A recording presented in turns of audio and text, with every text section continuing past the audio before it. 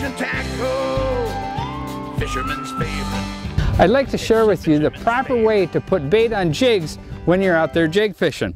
Now this jig here is a fireball jig, short shank jig, and what I do is I'll take a shiner and I'll hook it two ways depending on the action and the attitude of the fish.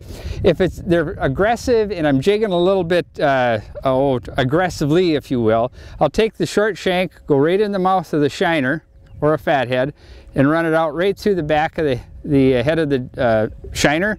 So that way it gives me a nice compact profile and I can work it aggressively over the sandgrass. Now if I'm fishing it and swimming that fireball over the top of the weeds, what I'll do is I'll just go through the bottom lip, out through the top, right almost through the nostril.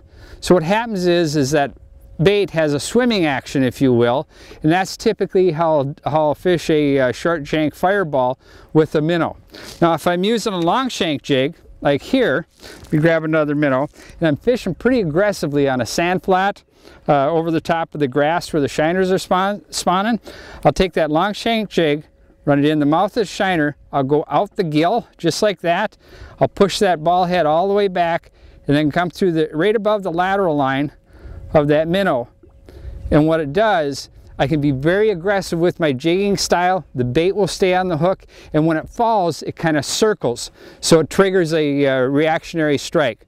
Two different styles of jigs, two different ways to hook that minnow, you'll be more efficient in your jig fishing.